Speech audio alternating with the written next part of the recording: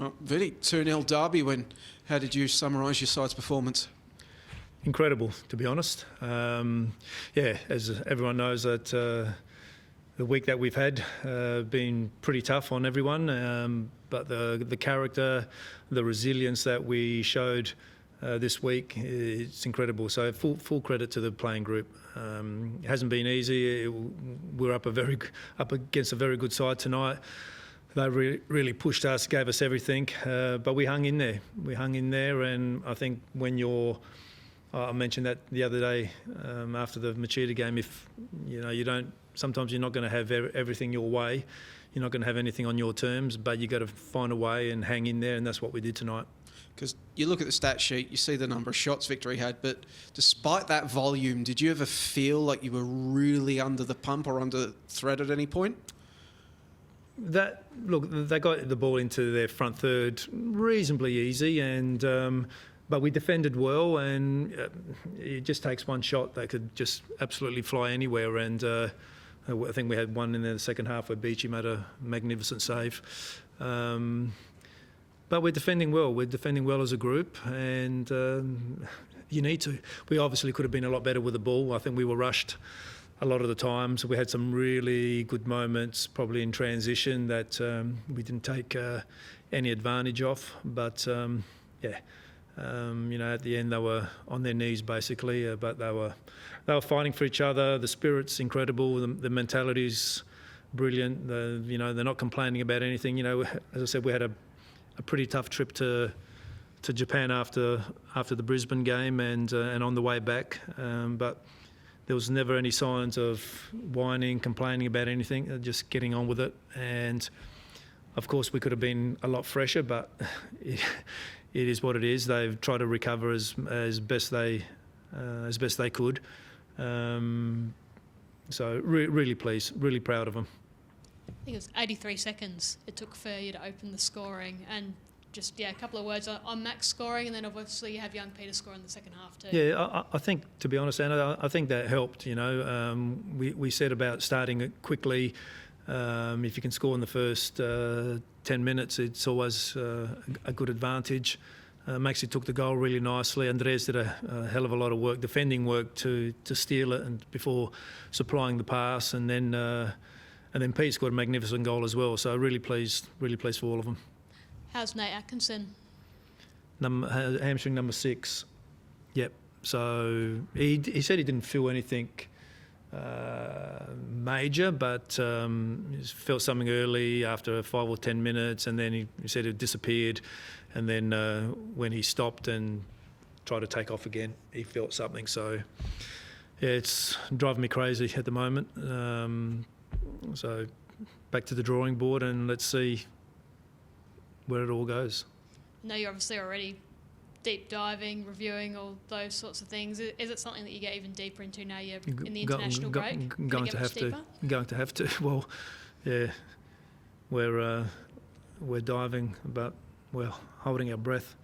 So, I'll leave that to the high performance guys. That's their area, and they've got to have a really, really good look. And I think I said it the other day. If we can pinpoint it, say it's one thing, and it's a lot easier. But it's an array of things. Older boys, although Nate's late 20s.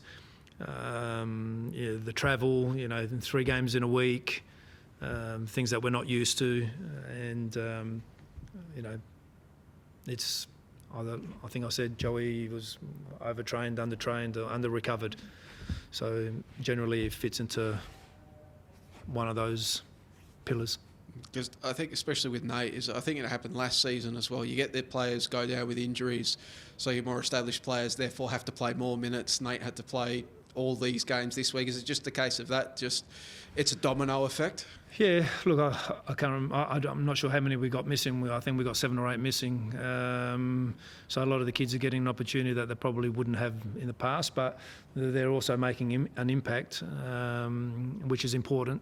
I think on the positive side there, we should have Aziz back for the Adelaide game. We'll have Medin Mamedi back for that game.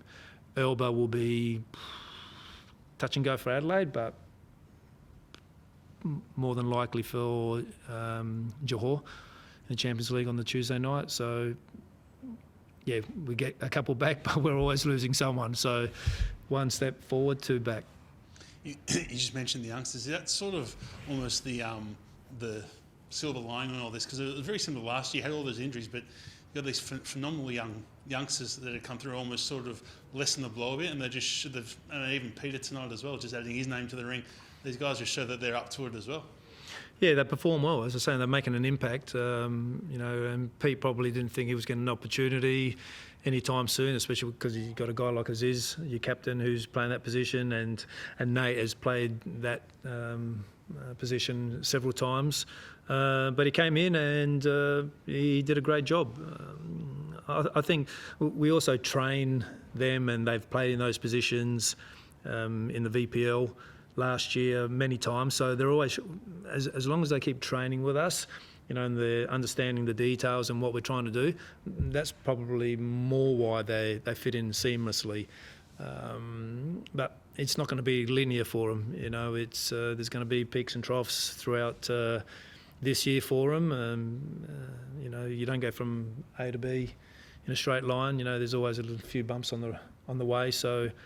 They've all got bright futures. It's just how they cope with the demands and sometimes the inconsistencies which will happen at some stage in their career.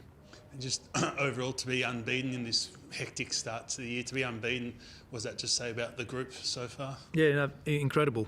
They want to win and they don't give up. And I think the culture that we've created there over the last couple of years, they've had the culture here for many, many years.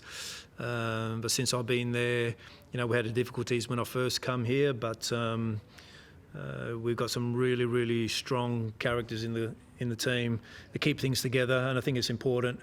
And generally, they don't get away with too much because we're a team trying to play our style of football, but within that you need some structure, you need some discipline, you need to allow them to play with some freedom. There's a combination of all those things. And when they fit into that sort of system, and then here they've always got a good chance. Another good goal from Maxi tonight. Just, do you think it was kind of tough on him missing out on that Socceroos squad? Who, Max? Yeah. Oh, he's not ready for them. Don't you reckon? Let him score 15 goals this year, and then we'll have another conversation. No, he took it really well.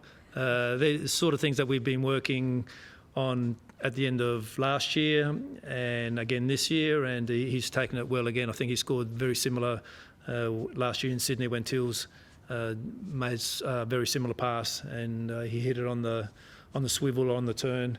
But as I said, Max is great, easy to work with, all coachable. To be honest, even the older guys, they're all coachable, and I think that's an important part of our culture as well. Then just the other Socceroos related is Patrick Beach getting his first pick in the squad. Yep. Has that been a big confidence boost this week? Yeah, speaking to Popper last week, he said he was really happy with him in camp. So he's obviously made a good impression, and he's got a hell of a lot of upside, as we've seen. So really pleased for Patrick to get an opportunity to go back again, and absolutely stoked for Kai, because he thoroughly deserves it. He was incredible for us last year. He's come back in better shape again this year. And his performance is exactly where he left off last year. So really happy for him. Hopefully he can get some minutes. And then we'll have to see about Adelaide, because they arrive on the morning of match day. So that could be a little bit tricky. Really, as someone who had such a decorated playing stint in green and gold, and you've been in there as a coach as well, when you see two of your younger lads going into camp, potentially getting a first cap, I guess, aside from don't get injured, do you give them any sort of advice or words of encouragement heading into a camp where they could don the green and gold for the first time? No, I think we've done that when they went in there last time. So, just to enjoy it and to learn, and and they also can see where they are in the scope of things as well. Things move a little bit faster in international football, so there's always a jump. But you look at obviously Lex when he's fit and he's played many games, Aziz, Kai, and also Beachy. They've all had to, like Aziz and Leckie, they all had to start somewhere, and when they did come in, they found that the jump was a little bit big, and then they found their feet in the team. And Beachy and Kai are going to do exactly the same thing. Hopefully Beachy, and I said I'm not the coach, but hopefully Beachy or Kai can get some minutes in one of the two games. That'll be really nice for them, because I think the work that they've done over this last couple of years has been incredible, and they need to continue to do it. And this is just one step for them. And the big picture one for us is, continually doing well this season. Hopefully we can go a little bit further in the Champions League. And at the end of the year, if performances and things like that, and they're injury free, then they've always put themselves in the shop window to go to the World Cup.